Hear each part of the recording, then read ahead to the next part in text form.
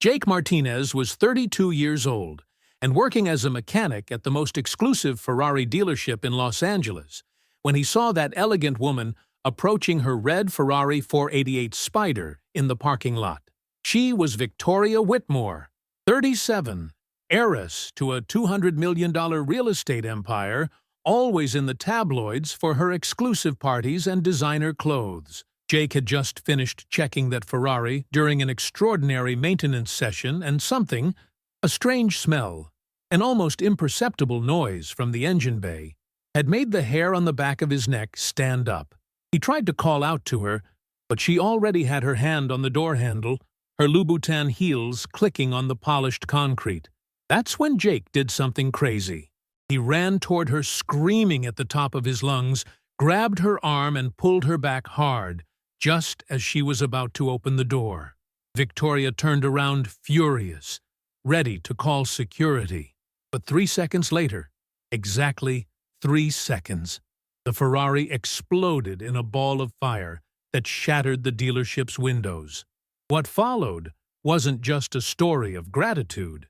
It was a story of buried secrets, an attempted murder orchestrated by someone Victoria considered family, and how a mechanic with oil-stained hands became the only person she could trust in a world where everyone wanted her dead. The Rosso Corsa Ferrari dealership in Beverly Hills was a temple of luxury and precision. White Carrara marble floors, 20-foot-high glass walls, soft lighting that made the red bodywork shine like jewels. Every car was worth over $300,000. Every customer was treated like royalty. Jake Martinez wasn't royalty. He was just a mechanic, though one of the best. 32 years old, degree in mechanical engineering, hands that could diagnose problems computers couldn't see. He'd started as an apprentice at 18 and was now the head mechanic, the one they trusted with the most delicate repairs and the most demanding clients. That Thursday afternoon in September, Jake was finishing extraordinary maintenance on Victoria Whitmore's Ferrari 488 Spider. The car had been brought in for a routine check, but the previous mechanic had noted abnormal engine noises. Jake had spent 3 hours dismantling, checking, testing. Technically, everything seemed fine, yet something was wrong. It was intuition, the kind you develop after 14 years with your hands inside engines. An almost imperceptible smell, like overheated wiring. A small sign of tampering near the electronic control unit that could be nothing or could be everything. Jake decided to do another complete check, but it was already late, almost 7 in the evening. The dealership was about to close. The manager, Stephen Thompson, a well-dressed man in his 50s with Hermes ties and very little patience, approached with an irritated air. Jake tried to explain, but Stephen interrupted him. Miss Whitmore had called saying she would pick up the car by 7:30. She was a VIP customer, spending hundreds of thousands of dollars a year. They couldn't keep her waiting for a mechanic's feelings. Jake gritted his teeth. He hated when administration overruled safety, but he couldn't do anything except leave the car ready in the VIP parking lot, the one reserved for the wealthiest clients, with a view of the reception through the glass walls. At 7:25, a black Bentley pulled up in front of the entrance. Victoria Whitmore stepped out. Jake saw her through the window and stopped to watch for a moment. It was impossible not to. Tall, brown hair pulled back in an impeccable chignon. Electric blue dress that probably cost as much as 3 months of his salary. Vertiginous heels. She walked with that confidence of someone who had always been rich, who never had to worry about a bank account or a bill. Jake watched her head to the parking lot after signing documents at reception. He saw her red Spider Ferrari gleaming under the parking lights. And in that moment, as Victoria approached the car, Jake felt that sensation again. That smell in his memory, that out-of-place detail near the control unit, the electronic control unit, the ignition system. If someone had wanted to, the thought hit him like a punch. Jake watched Victoria now just steps from the Ferrari, the electronic key in hand. In a few seconds, she would open the door, get in, press the start button. What if he was right? If that tampered wiring was connected to something, a modified ignition system, a trigger, Jake didn't have time to rationalize. He moved on instinct. He bolted from the shop's side door, ran across the parking lot, screaming at the top of his lungs. Victoria turned around, surprised, seeing this guy in a mechanic's uniform running toward her like a madman. Her hand was already on the door handle. Her eyes narrowed with annoyance and a hint of fear. Jake didn't slow down. He reached her and grabbed her arm, pulling her away from the car with a force that almost made her fall on her heels. She screamed indignantly, trying to break free. Right at that moment, the Ferrari exploded. It wasn't a Hollywood explosion. It was quick, violent, devastating. The orange glow lit up the entire parking lot. The shockwave shattered the dealership's windows, triggered all the alarms, threw Jake and Victoria to the ground 3 yards away. Glass shards, pieces of bodywork, black, acrid smoke. Jake felt his ears ringing, tasted blood in his mouth. Above him, partially, was Victoria.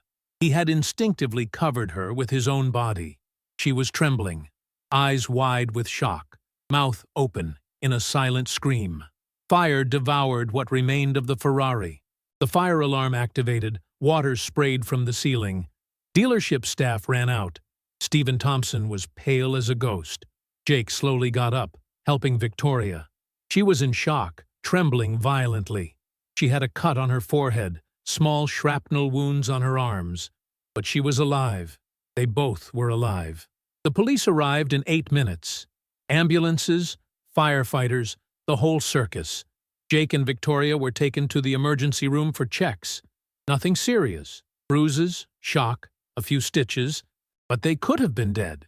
In the chaos of that evening, as forensic detectives sifted through the charred remains of the Ferrari, Jake and Victoria found themselves sitting side by side in the ER corridor, wrapped in thermal blankets, smelling of smoke and adrenaline. Victoria looked at him, not with the superiority with which she had looked at the mechanic running toward her, but with something different: fear, gratitude, confusion. It took her 3 attempts before she could speak. Her voice still trembled. Jake didn't answer immediately. He looked at his palms dirty with oil and blood, still trying to process what had happened. Then he looked at her and said simply that he'd felt something was wrong. That car wasn't safe, that he couldn't let her get in. Victoria kept staring at him as if trying to understand if he was real or a hallucination. Then, slowly, tears began to fall. Not hysterical crying, just silent tears streaking her ruined makeup. A police detective approached. Inspector Davis, 50 years old, tired but sharp look. He wanted to ask questions, many questions. Why had Jake suspected something? What exactly had he seen? Who had access to that car? But above all, who wanted Victoria Whitmore dead? The investigation started immediately. The explosion hadn't been an accident. Firefighters and bomb technicians confirmed within 24 hours someone had tampered with the Ferrari's electrical system, connecting an incendiary device to the control unit. When Victoria opened the door, the key signal would have activated the trigger. 3 seconds later, explosion. A homemade but effective device. Whoever planted it knew Ferraris, knew electronics, had access to the car for at least 20 minutes undisturbed, and above all, wanted it to look like an accident. Inspector Davis focused on 3 questions: who, when, and why. The why seemed obvious. Victoria Whitmore was worth $200 million. Her death would be convenient for many people. Victoria lived in a mansion in Malibu, inherited from her father, Richard Whitmore, who died 3 years earlier of a heart attack.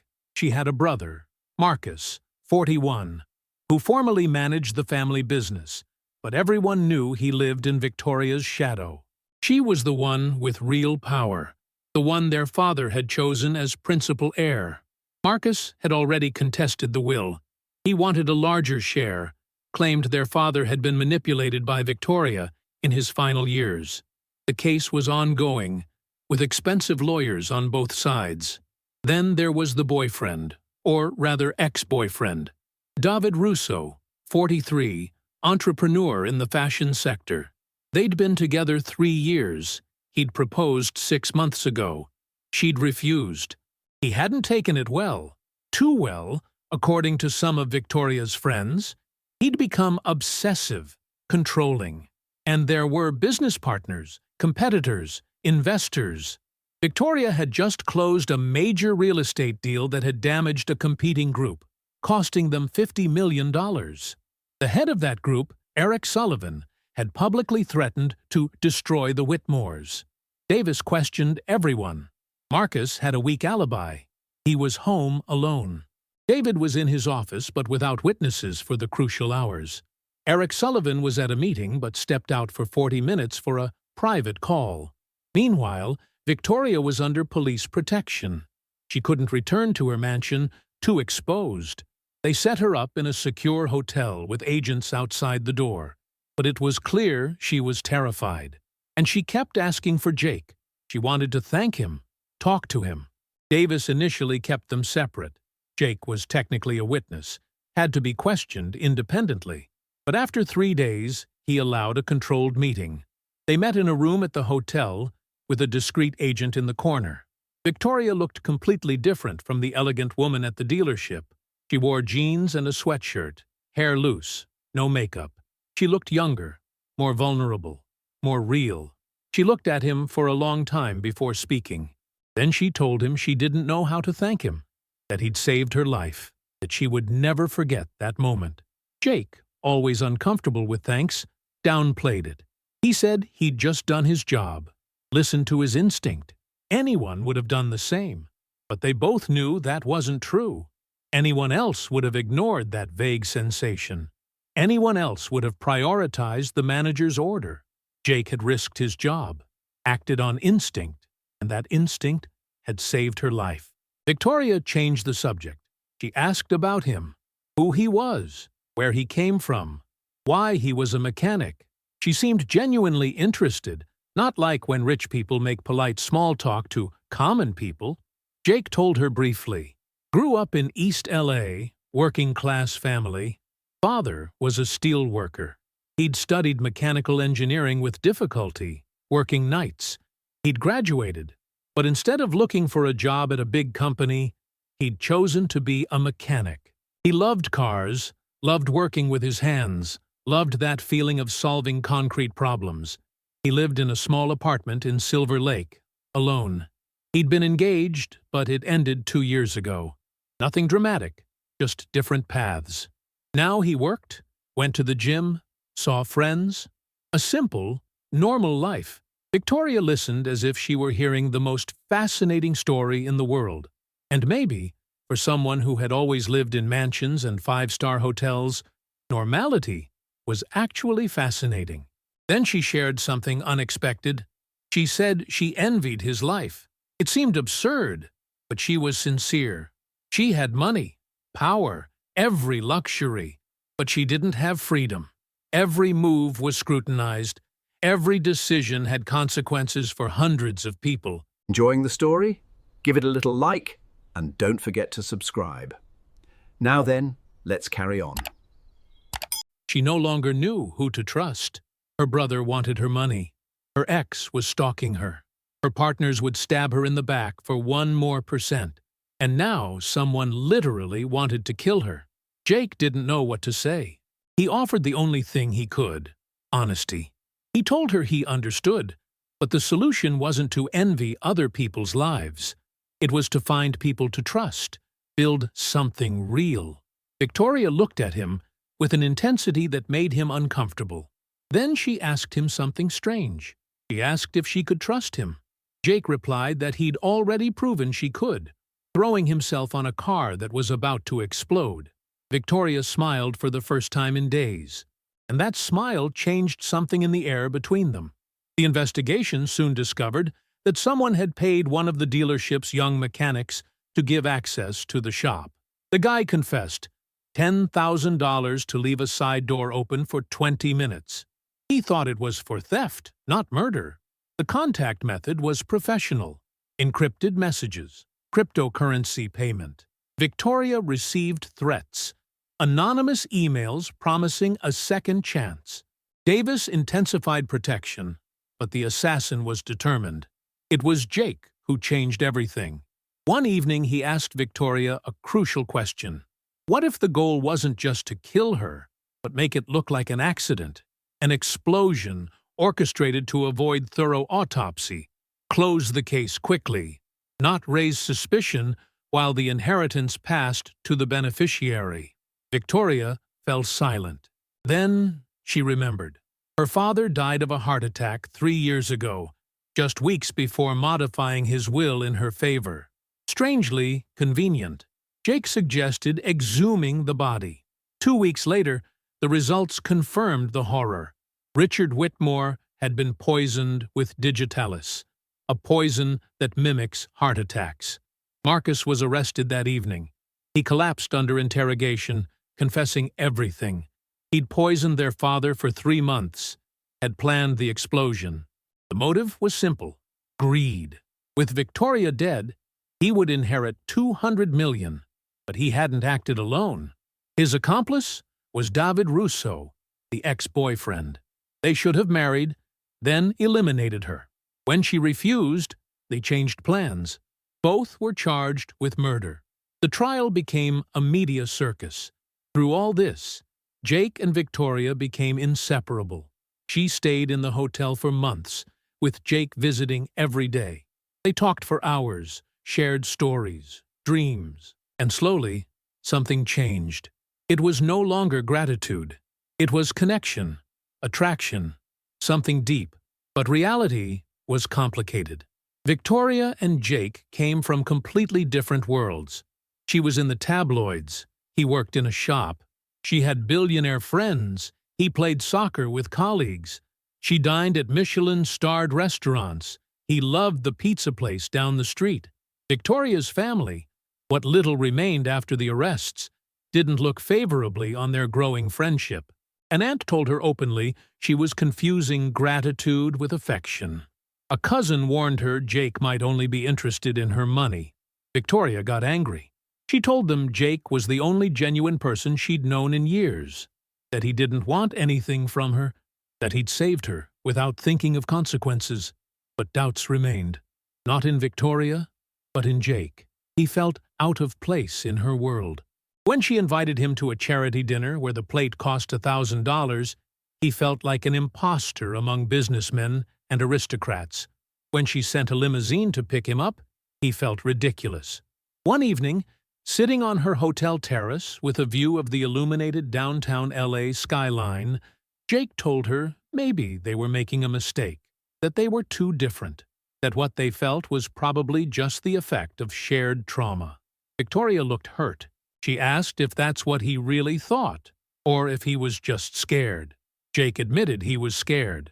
Scared of not being enough. Scared of ruining her life. Scared she'd realize she'd made a mistake. Victoria then did something unexpected.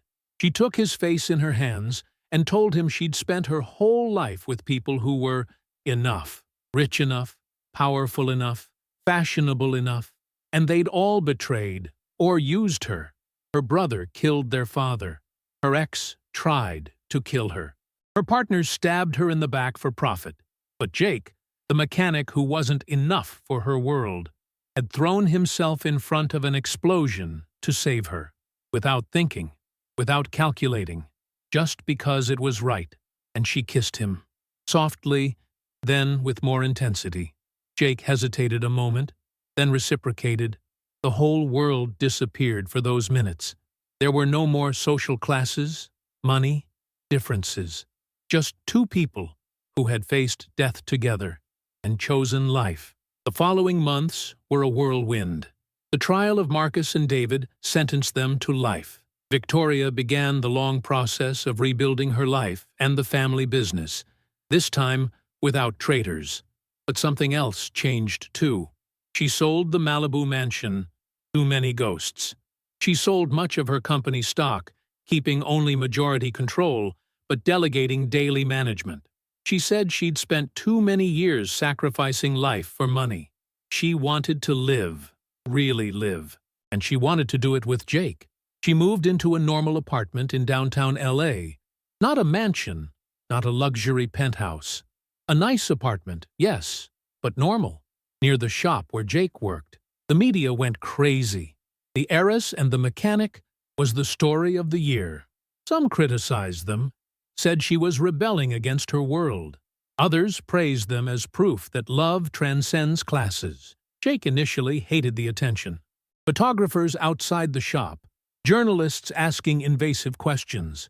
But Victoria taught him to ignore them. After a while, it became normal, and they built something real. She learned to cook, burning the first 10 attempts. He took her to see the Lakers at Staples Center.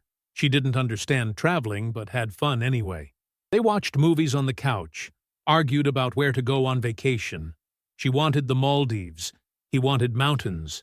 They compromised on Colorado. It wasn't always easy. The differences were there. She had luxury habits hard to leave behind. He still felt uncomfortable when she paid for expensive dinners. They argued, confronted each other, learned to meet halfway. But it worked, because under the superficial differences, there was something solid: respect, attraction, genuine affection. 2 years after the explosion, Jake took her to East LA, where he grew up. He showed her his parents' house. Both died when he was 20. The field where he played soccer. The bar where he had his first summer job. And there, in the parking lot of an old bar, Jake knelt down. No Michelin-starred restaurant, no hidden photographer, no elaborate preparations, just the two of them, and a simple ring he'd bought with months of savings. He asked her to marry him, not because she was rich, not out of gratitude, but because he couldn't imagine life without her. Victoria cried, laughed, kissed him, and said yes 1,000 times. They married 6 months later in a small, intimate ceremony. No mega cover story wedding. A simple church in Santa Monica. 50 guests among true friends and close family. Victoria wore an elegant but not elaborate dress. Jake wore a suit that fit perfectly. During the vows, both cried. He promised to always protect her, like that day in the parking lot. She promised to love him for who he was, not for who the world thought he should be. The party was at a beachside restaurant. No $10,000 champagne, but excellent California wine and traditional food. Jake's mechanic friends mixed with Victoria's few loyal business partners. It was perfect. Jake continued working as a mechanic. He refused Victoria's offers to work in her company, or do something more suitable for his new status. He liked his job. He liked having oil-stained hands. He liked solving concrete problems. Victoria respected this choice. In fact, she loved it. In a world where everyone wanted something from her, Jake just wanted to be himself. They bought a house in Venice Beach. Not a mansion, but a nice house with a yard. Jake planted a vegetable garden, with questionable results. Victoria adopted a stray dog she'd found on the street. Against all logic of her past, as a distant millionaire, they had a daughter 3 years later. They named her Emma, but also as a symbol of their victory against those who tried to destroy them. Every year, on the anniversary of the explosion, they went to the Ferrari dealership, rebuilt after the damage. Jake told the story to new mechanics, not to brag, but to teach a lesson. Trust your instinct, even when everyone else says you're overreacting. And every year, Victoria watched Jake tell that story and remembered the exact moment she'd seen him running toward her screaming. A crazy guy in a blue jumpsuit who had saved her life. No, more than that. He'd given her a life. One day, Emma asked how Mommy and Daddy met. Victoria and Jake looked at each other, smiled, and decided to tell her the truth. A story of an explosion, a rescue, different worlds that met in the most unlikely way. Emma, with the brutal logic of 7-year-olds, said simply that it was good the car exploded. Otherwise, she wouldn't have been born. Jake laughed. She was right. Sometimes tragedies turn into blessings. Sometimes a moment of terror becomes the beginning of something beautiful.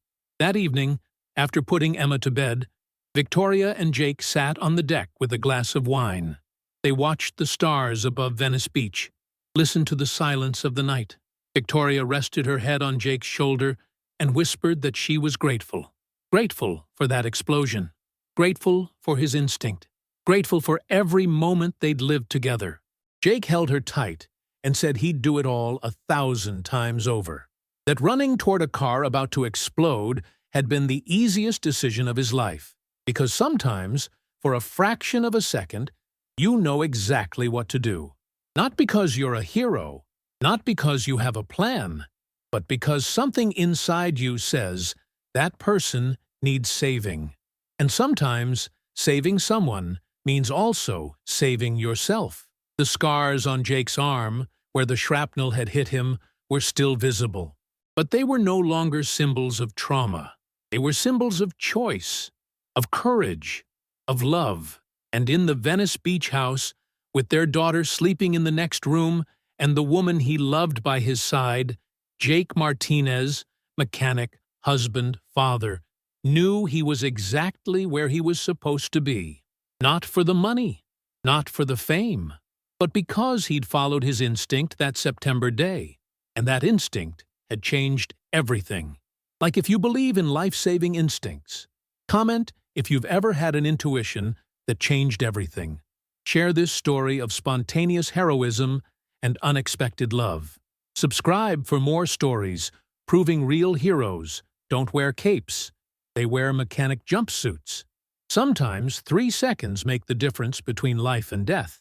And sometimes the man who saves your life becomes the reason you want to live it. Jake didn't just save Victoria from the explosion.